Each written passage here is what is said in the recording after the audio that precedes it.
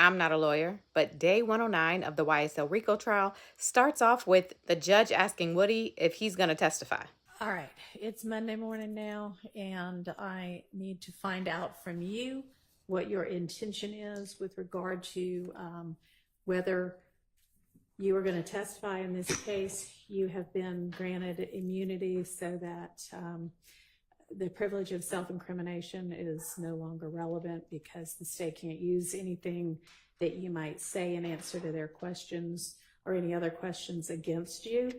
And you have been instructed with the benefit of counsel as to the consequences if you don't testify.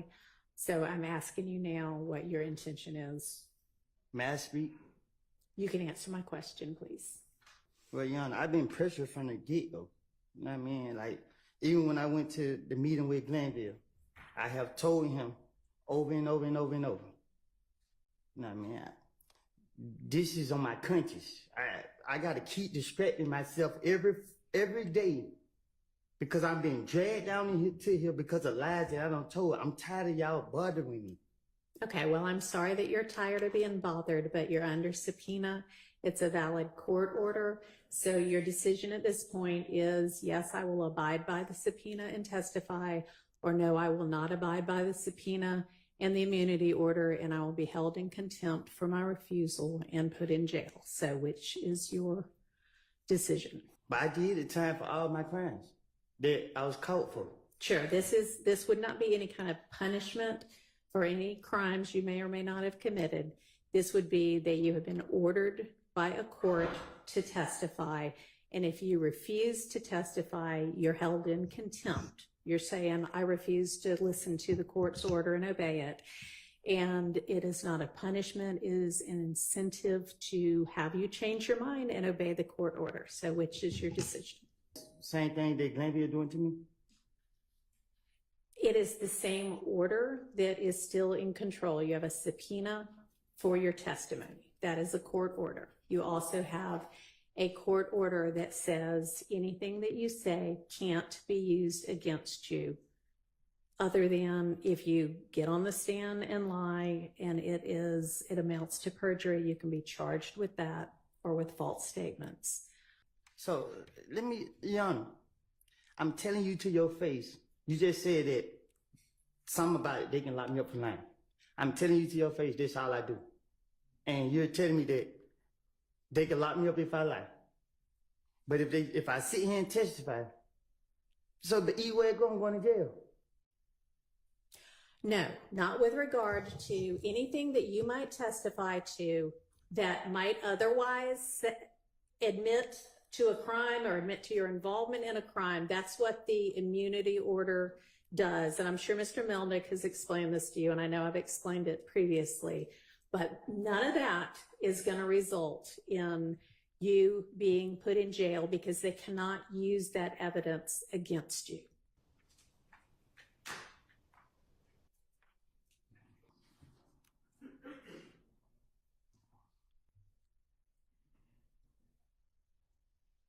Do you want to talk to Mr. Melnick again? No. All right. Okay. All right. Thank you. From there, Woody is brought back to the stand and he begins testifying. Kinda. Mr. Copeland, do you know a person by the name of Shell Cow? I don't recall. I don't recall nothing that happened years ago. Say that again. I don't recall who I speak with. I don't recall. I'm a liar. So you want me to remember something that I done lied about in the past? Like, I don't know. And is your date of birth July 25th, 1991? I think. I'm not trying to say the wrong thing so y'all can lock me back up. Like I told you, before y'all called me to trial, I have lied. I made things up. And I'm telling you now, you asked me about 2015. I have got my life together. Y'all trying to put this on my conscience. Y'all trying to put people's life in my hands. I don't lie on people. I don't want to be here. Y'all have pressured me. I'm tired of y'all because y'all know y'all are wrong.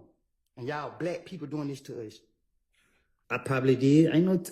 I would. Detective Thorpe, his brain was the size of a squirrel brain. So you could just tell him anything, he gonna go for it. Your Honor, at this time, the state's going to ask for permission to treat Mr. Copeland as a hostile witness under pursuant to 24-6-611, Your Honor. Granted. Thank you. Tell Kel about all the beef that you had with each other. On the talking I'm gonna be doing with my gun. Okay, so this what happened. The police kept locking me up for whatever they could. Every time I came out the door, the police was on me. And they keep bringing up Thug name. So what I did was, to get him off of me, I said, Thug did this, Thug did that, Thug did, because I knew they would never, I knew he didn't do it. And in my mind, I knew that the police would never go mess with him. So it was easy for me to try to throw the blame off on him to get them off of me. And that's what I was doing from all these years. I don't remember what I don't told them in the past. But my whole motive was, Thug did it because I knew he didn't do it and they couldn't lock him up. And they keep talking about Thug. So guess what I'm gonna tell them? Yeah. What else you want me to tell them? Yeah, he killed this person. Yeah, he did that. That's what I'm gonna do. And that's right now. If I walk out this thing and they say, the police stop me now. Hey man, give me something about Thug. Shit, I'm about to make something up about him again. It's wrong. And y'all are wrong because y'all know that I'm full of shit. And y'all keep trying to drag me in here to bring up bullshit that y'all know I don't say it. Why is y'all doing that? Leave me alone. If y'all gonna try me for what I don't did the time for the crimes y'all caught me for. Okay. Would you mind your language while we're sitting here in court? I'm trying to. Y'all need to give me a break because my blood pressure is real high. I keep telling y'all, leave me alone. Okay. Am I here to tell the truth or to remember my lies? I want you to tell the truth. But you keep going to my lies though. That's what you... Back in 2015, did you tell Detective Thorpe that this was a lie? I would have told the police whatever. Listen, when they get me, I'm going to sit down and I'm going to try to tell them whatever I can to finesse my way out of whatever situation that I'm in. Okay. And it's only now in 2024 that you're saying that everything you said in 2015 is a lie. Is that correct? Because I went to the feds. Y'all didn't let me out of jail till what, 4 years later? So if I was telling the truth then, why it took y'all so many years to try to say, okay, he was being honest or whatever the case is? If I was telling the truth, y'all would have made any case back then. Y'all knew I was lying. Y'all put me in jail. I go do my time. I get out of jail, try to get my life together. Y'all trying to drag me back into the lies that I done made. Y'all, what's up? So it may seem like I'm trying to help Thug out. I'm not trying to help him out. I don't care nothing about him, what he got going on, nothing. I care about the truth. The truth was, I was going through a phase in my life, and I have put all the blame on him. I don't know what he did. I don't know what he got going on. But y'all got me on the stand, and I'm telling the God honest truth. Leave me out of this. I made all these stories up, put the blame on him to get myself out of the situation because the police told me they want a big fish, and I'm a little fish. They ain't who I want. So when they told me that, my only motive was to convince them that I'm telling the truth about this guy right here. I thought I was here to tell the truth. And what's your new version? What's your truth today? My truth today is I lied and put the blame on others for a lot of activities. I ain't telling them myself. I ain't got nothing else to say. I don't recall. Okay, cool. I'm from Mechanicsville. I do what I want to do. Y'all is not fit to put it on my conscience that I done sat up here and lied on these boys for stuff that I don't did. Not what I did, but for stuff that I'm not fit to sit up here and lie on them. And no, I don't care. Stop asking me questions. I'm not fit to lie on them. That's how I was raised. I was raised up to lie to the police. I was at an early age. I was taught to lie to the police. Can you look me in my eyes? I'm telling you to your face. I made it up. So I was raised up that if when nobody with you, they don't need to know. Did you kill Donovan Thomas, Mr. Huh? Copeland? Did you kill Donovan Thomas, Mr. Copeland? Huh? Did you kill Donovan Thomas?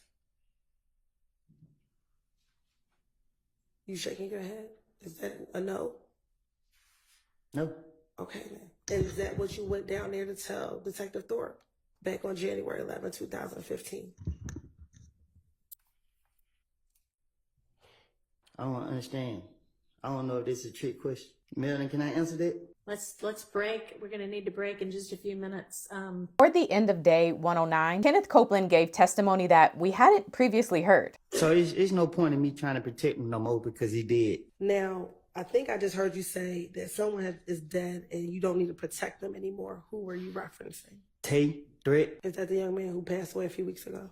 Yes. What would you be protecting him from? I don't want to talk about it. A little bit of context. At the end of June, Trevante Turner, aka Threat, was found unalive at an apartment complex in Atlanta. Woody made some posts on Instagram regarding the death of his friend, but those posts seem to be gone, so I can't show you here. But that's who he is talking about right here. And what he's about to get into is what he says is the actual origination of the beef with IF Gang. Were you friends with Tay back in 2015?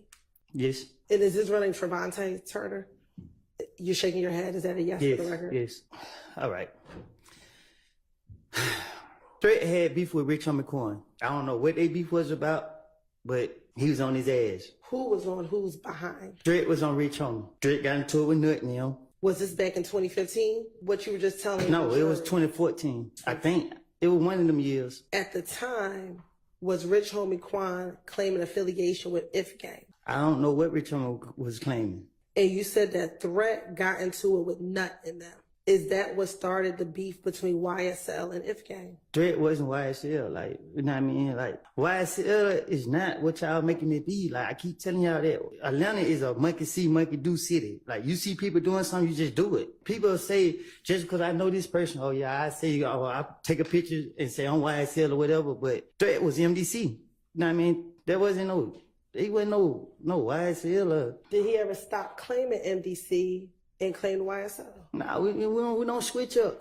That's just what it is. And you said he claimed MDC. What's MDC? I don't know. It's none of my business. I don't ask questions. That's what I mean. Does MDC stand for Most Dangerous Clique? Ask them. I'm asking I'm you. from Canterville. Do you know if members of MDC beat up Demikian or Little D from Mechanicsville and Club Crucial? They did. I was laughing too. What happened in Nut got nothing to do with YSL. This some shit.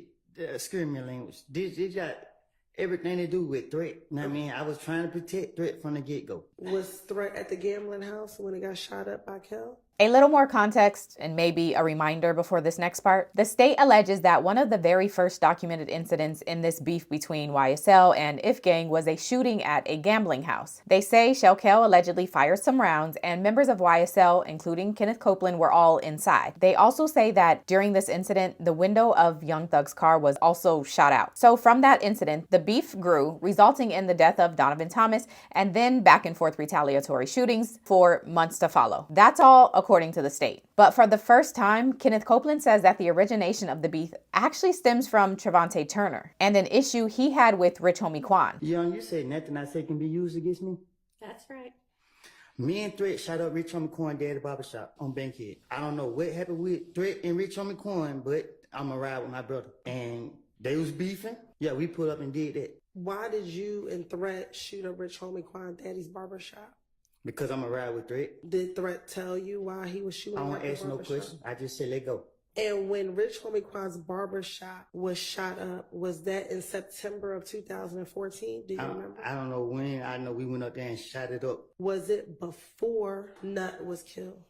Yes. Do you remember what happened the day that you and Threat shot up Rich Homie Quan's daddy's barbershop? I told him let go do it. Why? Threat was mad. He was like, he fucking keep scaring my language. He was talking, playing like we somebody to play with.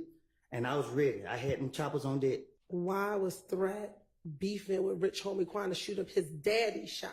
Because we didn't know where he was. We went to send a message. We ain't the ones to play with. Did something happen between Rich Homie Quan and Threat prior to you all having to go send a message? Yeah, but I don't know nothing about it. Did this shooting of Rich Homie Quan's daddy's barbershop start the beef between IF Gang and YSL? The beef was never between IF Gang and YSL. Okay. The beef was between me, Threat, and Shell Kell. Rich Homie Coin, because Shell Kell was trying to ride Rich Homie Coin. The streets threw YSL into what me and Threat had going on. So going back to the shooting at the gambling house, when you learned that Shell Kell was the one who shot up Thug's vehicle, did you and Shell Kell squash your beef when the two of you met at the Cascade skating rink? Interjecting again to make sure y'all are following. After the gambling house incident, but before Donovan Thomas is unalived, Kenneth Copeland runs into Shell Kell in early January at the Cascade skating ring. Now, Copeland previously told police that at that skating ring, he and Shell Kell squashed their beef, but Thug allegedly said the beef won't be squashed until his window is paid for from the gambling house incident. But now today, Kenneth Copeland is telling a different story about what happened at the skating ring. Nothing I say could be used in no courtroom, That is correct. federal or state. Is that the parameters of the immunity or? Nothing can be used. Correct. And what your question was? When you and Shell Cal met at the Cascade skating ring, did the two of you shake hands and said that the beef was over when y'all met at the Cascade skating ring? I put a gun out on him At the Cascade skating at ring? Cascade Skating Ring. Well, who'd you pull it out on? Sheriff Kell. So after you pulled the gun out on him, did you shake hands with him to say that the beef was over between the two of you? Nope. I pulled the gun out and let him know I could have got you right now. So did you tell Gaither and Dennis back in January 2015 that you and Shell Cal shook hands and said that the beef was over and y'all two were laughing about it? Well, I'm talking to the police, so I'm not going to tell them what actually took place. If I knew that y'all was going to do what y'all doing today, I wouldn't never even did what I did. Thug had nothing to do with what we had going on. That's not what I'm asking you, Mr. I'm Copeland. telling you the truth. Was Thug's car one of the cars that was shot up the night that the gambling house was shot up? My car was shot up and a few other cars. I didn't see Thug cars because once I came from behind the wall, everybody was scattering or pulling off. I don't recall if his car was shot. I doubt it was shot up because I seen it a couple days later or whatever. When I pulled that gun out on Sheriff Kell, I said I could have got you. He went his way, and I went mine. Do you recall telling Detective Gaither and Dennis that you actually shot in the air, but Kel was around? I love God too much to be shooting at him. Okay.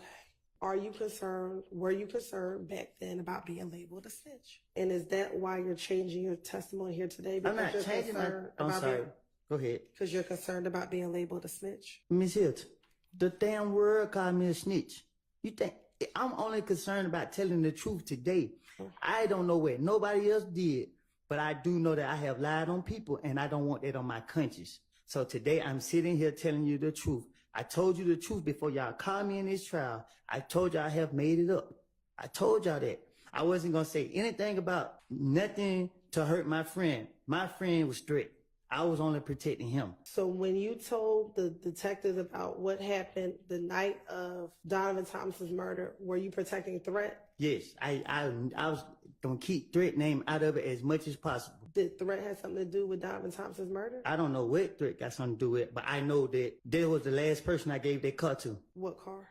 The Infiniti car. And I wasn't going to say nothing about it. Remember Kayla Bumpus testifying that in the ex parte, Woody said something about the Infiniti and that there's someone who isn't even on trial that has to do with that Infiniti? It seems like this could be that. So the vehicle that was used in the unaliving of Donovan Thomas Jr. was an Infiniti that Thug rented. The state alleges that Thug rented the Infiniti to facilitate the unaliving of Donovan Thomas, but Woody is now saying that he gave that car to Threat the night before Thomas's unaliving. What Infiniti car did you give to Threat?